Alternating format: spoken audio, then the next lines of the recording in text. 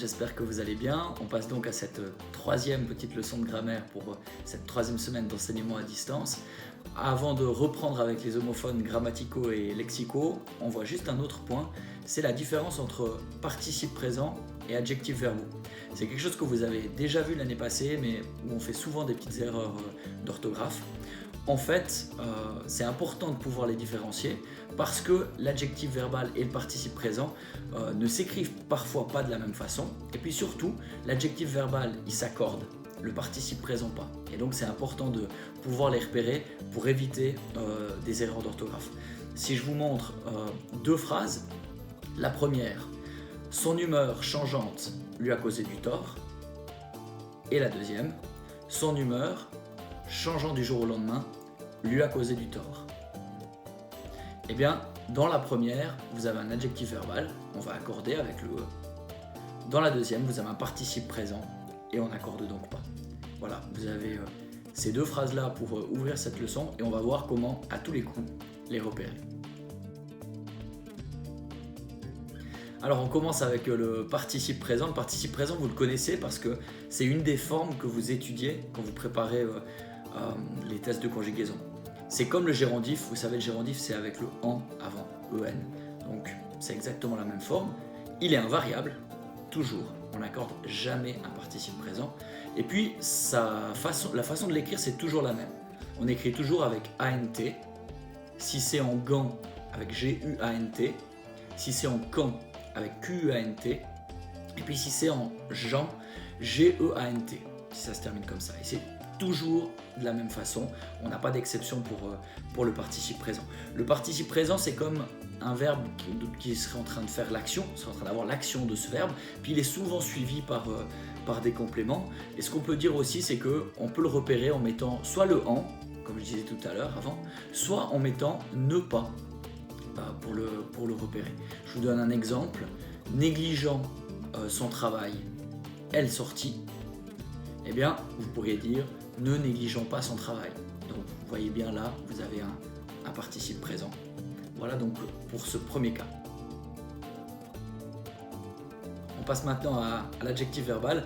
Alors l'adjectif verbal, comme son nom l'indique, c'est comme un adjectif qui vient d'un verbe. En fait, il va se comporter comme un adjectif, c'est-à-dire qu'on va l'accorder en genre et en nombre. Il est vraiment variable. Au niveau de l'écriture, de son orthographe, normalement, on peut partir du principe que c'est comme le participe présent. Je vous ai dit tout à l'heure, ANT, GUANT, QUANT, GEANT pour le terminer. Mais en fait, et c'est là qu'il y a une petite difficulté, l'adjectif verbal parfois s'écrit différemment. Des fois, il se termine en ENT, en GANT, en CANT ou en GENT. On va voir après tous ces cas précis, mais c'est pour ça qu'il faut vraiment le différencier du participe présent. Enfin, peut-être un petit exemple pour illustrer l'adjectif verbal, on pourrait dire, pour reprendre le mot négligent, c'est une personne négligente.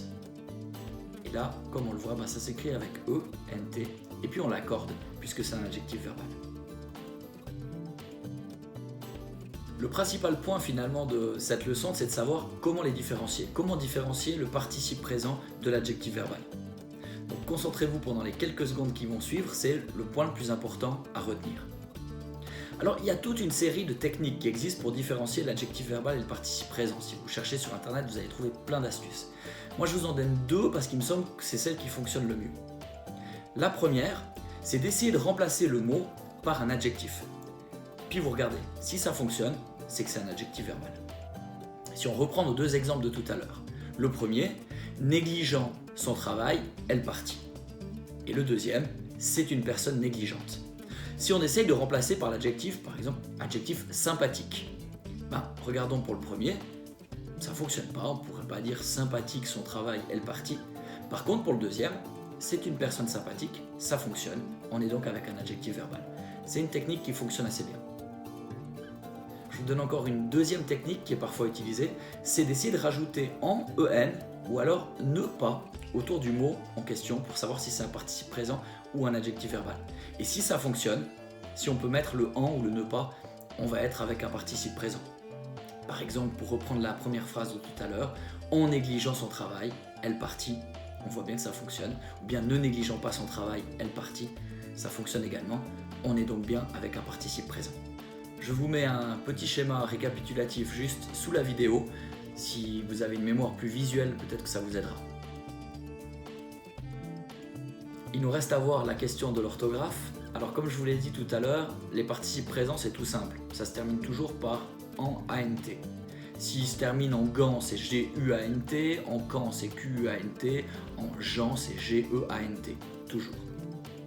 Là où ça se corse un petit peu, c'est avec les adjectifs verbaux. Les adjectifs verbaux, il y a toute une série d'exceptions qui s'écrivent différemment. Et puis il n'y a pas vraiment de règles, il y a des règles mais qui ne sont pas complètes et en fait, il faut simplement savoir les reconnaître pour les écrire juste. Alors je vous en ai mis toute une série ici, c'est les principaux, c'est ceux qu'on voit le plus souvent. Ceux qui s'écrivent en ENT, on pourra citer adhérent, coïncident, différent, équivalent, excellent, influent, mais encore précédent. Pour ceux qui se terminent en GANT et pas GUANT, vous auriez extravagant, fatigant, intrigant, navigant ou encore zigzagant. Pour ceux qui se terminent en CANT, communicant, convaincant, provoquant, suffocant ou encore vacant. Et puis pour ceux qui se terminent en GENT, convergent, divergent ou encore négligent. Je vous ai mis là encore ces différents mots dans un petit document que vous avez sous la vidéo que vous pouvez voir. Il faut peut-être les relire 2-3 fois, puis je pense que pour la plupart vous les écriviez déjà juste. Voilà, alors on a terminé ce point sur le participe présent et l'adjectif verbal.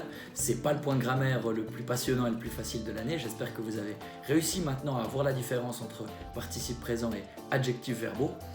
Pour vendredi, je vous laisse faire l'exercice 23 à la page 351 et puis la fiche d'exercice que vous avez là aussi sous la vidéo. Il y a également quelques exercices supplémentaires qui vous sont proposés, ils sont facultatifs. Voilà, j'espère que ça vous permettra de bien comprendre ce point et puis on se revoit vendredi. Bonne semaine!